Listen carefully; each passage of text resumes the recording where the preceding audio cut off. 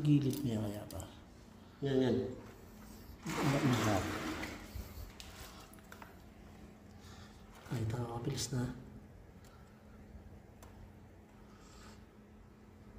Ano banda? Siya kagad.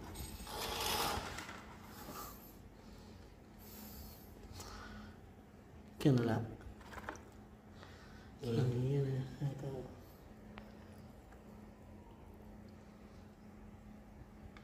Tapos po. Kaya no. Daikin. So, ginawag namin siya. Medyo nahirapan kami kasi wala siyang pag-flare. Ginawag namin pinutong gano'n namin. Siya din binunod ng buhok.